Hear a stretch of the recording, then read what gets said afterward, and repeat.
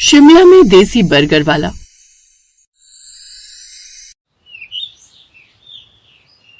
क्या कहा तूने? तू शिमला जाएगी? अरे सिर्फ मैं नहीं बल्कि 5 दोस्त शिमला चलेंगे। इसी बहाने हम सब दोस्तों का साथ में घूमना भी हो जाएगा।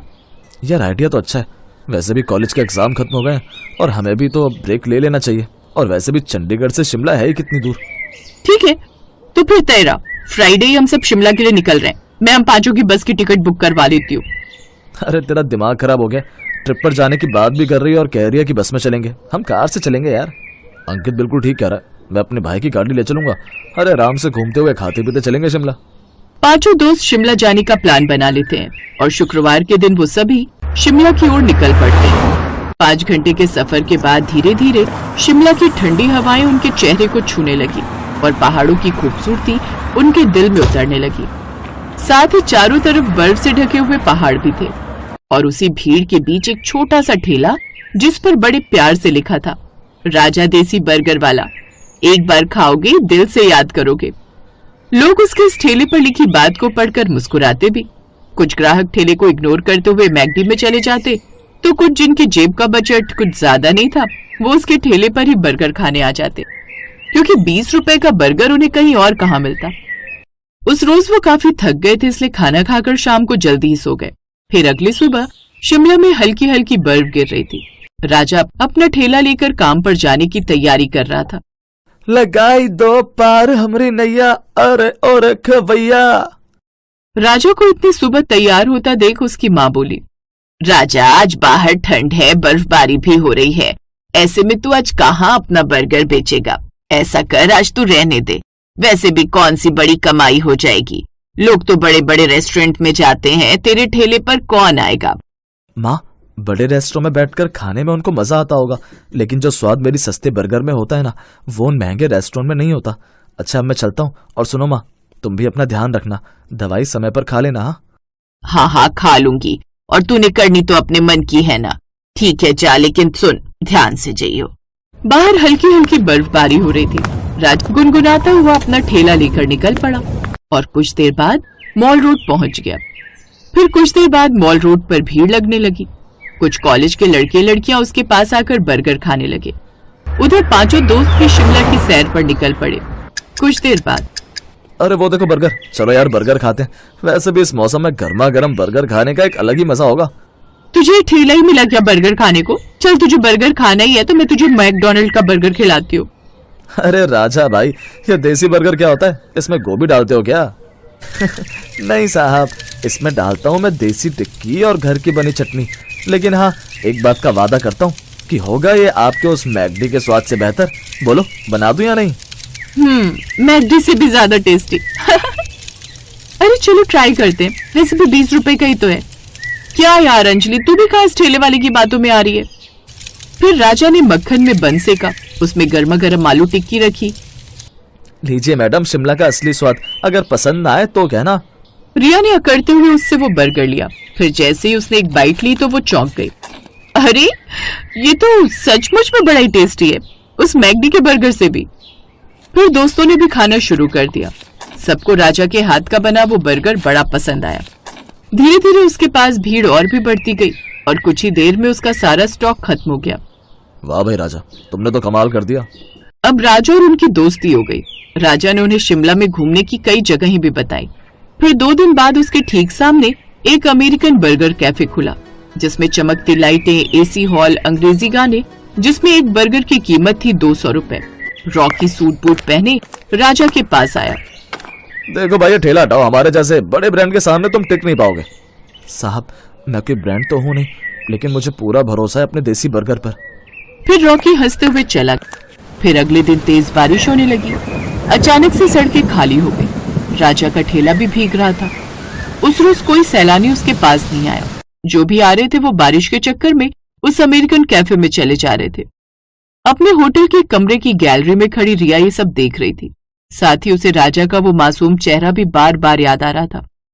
उस रोज उसकी बिल्कुल भी कमाई नहीं हुई। अंदर रेस्टोरेंट में खड़ा रॉकी जैसे उस पर हंस रहा हो। उसी समय एक बुजुर्ग व्यक्ति के पास आए।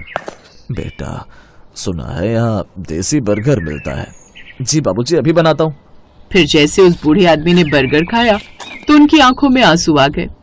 क्या हुआ बाबूजी? इसमें बिल्कुल मेरी पत्नी की बनाई हुई बर्गर जैसा स्वाद है, वो भी ऐसे ही चटनी बनाती थी, ऐसा ही देसी बर्गर। फिर राजा की आंखें भी नम हो गई। उस दिन राजा ने समझा कि उसका बर्गर सिर्फ खाना नहीं बल्कि यादों का स्वाद बन गया था। तभी उस अमेरिकन कैफे से कुछ ग्राहक चिल्लाते हुए बाहर आए। छी, ये भी कोई स्वाद है? कितना बेकार स्वाद है इस 200 वाले बर्गर में। तुमसे अच्छा बर्गर तो सामने वाला वो राजा बनाता है, क्या स्वाद होता है उसका, वो भी बस 20 रुपए में। अब उस कैफे से निकलकर सभी ग्राहक उसके ठेले के पास खड़े हुए। भैया हमें तो तुम्हारे हाथों का बर्गर खाना है। फिर राजा सभी के लिए बर्गर बनाने लगा। ग्राहक अब 2-2 बर्गर उससे लेकर खाने लगे। कुछ ही देर में उसके सारे बर्गर बिक गए। उसी दिन रिया ने ये सब उसका वीडियो बनाकर सोशल मीडिया पर डाल दिया। साथ ही कैप्शन में लिखा, शिमला का सबसे सस्ता और स्वादिष्ट बर्गर। अब उसका वीडियो वायरल हो गया। अगले दिन मॉल रोड पर लाइन लग गई। अब रॉकी के रेस्टोरेंट में कुर्सियां खाली रहने लगी। राजा की मेहनत देख रिया उसे पसंद करने लगी। अब वो किसी न किसी बहाने से उसके ठेले पर आ जाती। राजा भी उसे मन ही मन पसंद करने लगा। रिया, हम दोनों बहुत अलग हैं। तुम शहरी अच्छे घर की लड़की हो और मैं ठहरा एक देसी लड़का जो सिर्फ एक ठेला लगाता है। राजा, जिंदगी जीने के लिए एक अच्छे जीवन साथी की जरूरत होती है, फिर कोई फर्क नहीं पड़ता कि वो शहरी है या देसी। अब अगले दिन शिमला में एक प्रतियोगिता का ऐलान हुआ, बेस्ट बर्गर प्रतियोगिता, जहां और भी आसपास के शहरों से कई बड़े बड़े बर्गर वाले आए हुए थे। कुछ तो राजा को देखकर उसका मजाक भी उड़ा रहे थे। अरे ठेले वाला क्या ही जीतेगा, मुझे बहुत घबराहट हो रही है रिया। ओफो राजा, इसमें घबराने वाली क्या बात है? जैसे तुम रोज अपने ग्राहकों के लिए बर्गर बनाते हो वैसे ही इसे बना देना। फिर जजेस ने पहले रॉकी का बर्गर चखा जो कि चीज से भरा विदेशी सॉस का बना हुआ था। फिर राजा का नंबर आया। उसने अपना वही देसी बर्गर बनाकर उन्हें चखा दिया। फिर जज ने एक बाइट ली और कुछ देर चुप रहे। वाह, लाजवाब, इस बर्गर में मेहनत का स्वाद है, ऐसा स्वाद मैंने आज तक नहीं चखा। इसलिए 5 लाख का इनाम, साथ ही शिमला के सबसे बड़े 5 स्टार होटल में तुम्हें बर्गर बनाकर बेचने के लिए रेस्टोरेंट खुलवाया जाएगा। मैं गलत था, तुम्हारा स्वाद और मेहनत सच्ची है। फिर रिया ने राजा को गले से लगा लिया। सपनों को सच करने के लिए बड़े बड़े पैसे नहीं, बड़ा हौसला चाहिए, क्योंकि नाम से नहीं बल्कि काम से पहचान बनती है।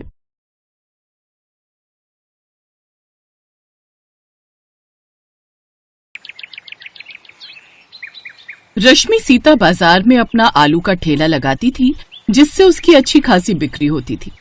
एक रोज जब वो लोगों को आलू टिक्की बर्गर बनाकर बेच रही थी, तभी एक औरत उसके ठेले पर आई और रश्मि को आलू टिक्की बर्गर बेचता देख हैरान रह गई। रश्मि, तुम वो भी आलू टिक्की बर्गर के ठेले पर? भला तुम पर ऐसी क्या मुसीबत आन पड़ी जो तुम ये आलू टिक्की का ठेला लगाकर बैठी हो? क्या बताऊं बहन, जब दौलत शोहरत थी तो मैं लोगों का मजाक उड़ाती थी। आज किस्मत ने मेरे मुंह पर ऐसा तमाचा मारा है कि अब मेरे दिन ऐसे हो गए हैं। वैसे बड़े दिन बाद मिले हैं, चलो तुम्हारे घर चलकर चाय पीते हैं, फिर बातें करेंगे। अच्छा 2 मिनट रुको, मैं ठेला बंद कर देती हूँ, फिर साथ में चलते हैं। वो जब रश्मि के घर पहुंचती है तो उसकी झोपड़ी देखकर हैरान रह जाती है। रश्मि, ये क्या है? तुम्हारा तो इतना बड़ा बंगला था, फिर ये सब? मेरी तो कुछ समझ में नहीं आ रहा। अंदर चलो दीदी, मैं तुम्हें सब बताती हूँ। रश्मि, इस बार हमारी वेडिंग एनिवर्सरी पर मैंने बहुत बड़ी पार्टी रखी है, तो तुम्हें जिसे भी पार्टी में बुलाना हो बुला लेना। अच्छा ठीक है जी, मैं लिस्ट बना लेती हूँ कि मेरी कौन कौन सी फ्रेंड्स आएंगी। और हाँ, साथ में अपनी बहन कोमल को भी फोन कर देना। ओफो अंकुर, उन्हें बुलाने की क्या जरूरत है? आपको तो पता ही है वो कितने गरीब हैं। अगर वो पार्टी में आ गए तो सबके सामने हमारी इंसल्ट करवा देंगे। अरे फिर कहाँ हमारा स्टेटस और कहाँ उन लोगों का। ये तुम कैसी बातें कर रही हो रश्मि? कोमल तुम्हारी सगी बहन है, भला उनके बारे में तुम ऐसा कैसे बोल सकती हो? वो बात नहीं है, मैं तो आपके भले के लिए कह रही थी कि जब तुम्हारी बिजनेस पार्टनर उस पार्टी में आएंगे तो वो क्या सोचेंगे कि आपके रिश्तेदार कैसे हैं। लेकिन खैर कोई बात नहीं, आप उन्हें बुलाना ही चाहते हो तो ठीक है, मैं उन्हें फोन कर दूंगी। अंकुर और रश्मि ने अपनी एनिवर्सरी पर बहुत बड़ी पार्टी रखी थी। तभी पार्टी में रश्मि की बहन कोमल अपने पति सूरज के साथ आती है। वो दोनों काफी गरीब थे, जिस कारण रश्मि उन्हें पसंद नहीं करती थी। वो पार्टी में बेहद ही सस्ते से कपड़े पहन कर आते हैं।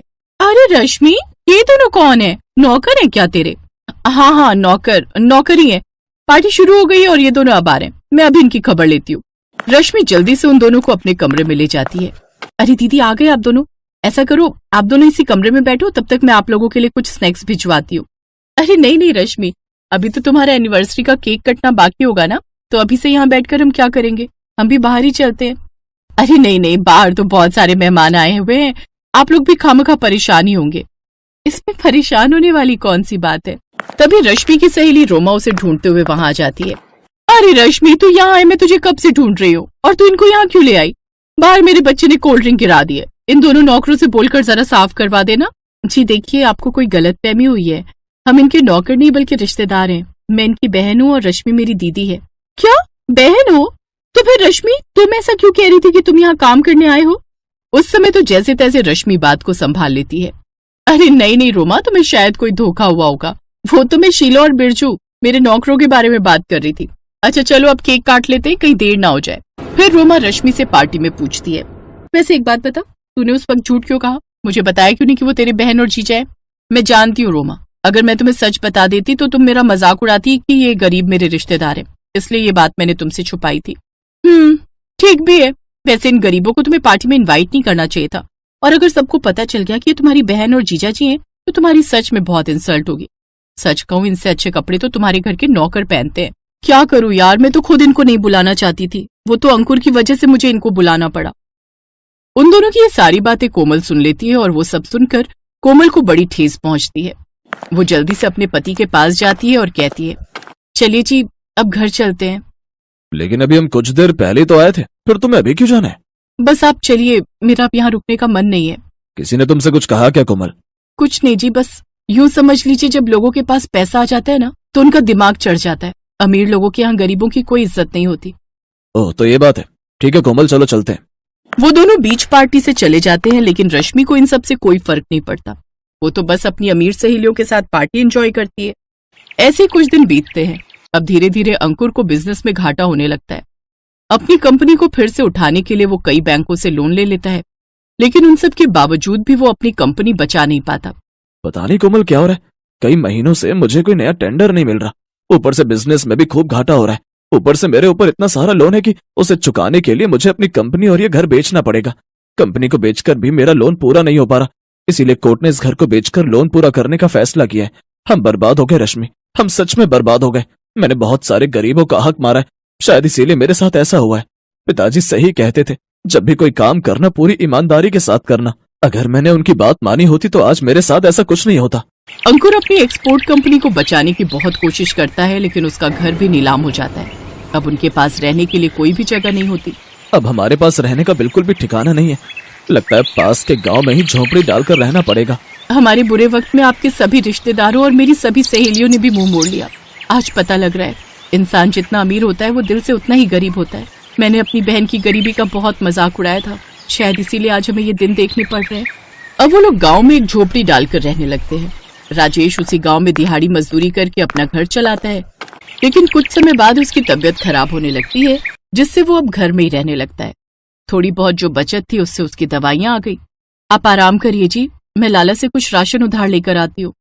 लेकिन उसके पास तो पहले से इतना उधार चल रहा है, फिर और उधार देगा क्या वो? पता नहीं, लेकिन एक बार कोशिश तो कर ही सकती हूँ।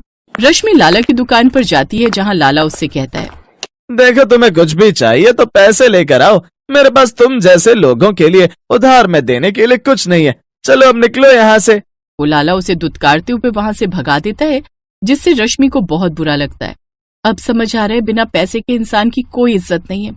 अब मुझे कुछ भी करके पैसे कमाने होंगे, नहीं तो ऐसे तो गुजारा करना मुश्किल हो जाएगा। लेकिन मैं काम शुरू भी करूँ तो क्या करूँ? इसी दुविधा में वो घर की ओर आ रही थी, तभी उसकी नजर एक गोलगप्पे वाले के ठेले पर जाती है। ठेला? हाँ, मुझे तो बहुत अच्छी आलू टिक्की बर्गर बनानी आती है। अंकुर को भी मेरे हाथ की आलू टिक्की बर्गर बहुत पसंद थी। हाँ, मैं यही काम करूंगी। अब रश्मि अपना सोने का मंगलसूत्र और अंगूठी बेचकर जरूरत का सामान लाती है और साथ ही आलू टिक्की बर्गर बनाकर बेचने लगती है। उसके हाथ की आलू टिक्की बर्गर सबको पसंद आती है, जिससे उसका घर खर्च अच्छे से चलने लगता है। धीरे धीरे अंकुर भी ठीक हो जाता है और अब वो भी रश्मि के साथ ठेले पर काम करने लगता है। इसी तरह वो हर दिन ठेले पर बर्गर बनाकर बेचते। उस रोज कोमल उसके ठेले पर आई, फिर उसके साथ उसके घर। अपनी बहन की आपबीती सुनकर कोमल को बड़ा दुख हुआ। तुम चिंता मत करो, मैंने और सूरज जी ने मिलकर कुछ पैसे जमा किए थे, जिससे हमने शहर में एक दुकान खोली थी। ऊपर वाले की दया से हमारा काम काफी अच्छा चल पड़ा है और हमने खुद की फैक्ट्री भी खोल ली है। अब आप और जीजा जी हमारे साथ शहर ही चलिए और वहीं हमारे साथ रहिए और काम कीजिए। अब रश्मि को अपने किए पर बहुत शर्मिंदगी थी। अब वो रश्मि के साथ उसी के घर में खुशी खुशी रहने लगी। Best buddies. Hello friends. Thanks for watching this video. अगर आपको ये वीडियो पसंद आया है तो प्लीज लाइक, सब्सक्राइब, कमेंट्स करें इस वीडियो पर और हाँ, शेयर करना भी ना भूलें। और भी मजेदार वीडियो देखने के लिए नीचे दिए गए बेल आइकॉन को दबाएं। देखते रहिए बेस्ट बडीज।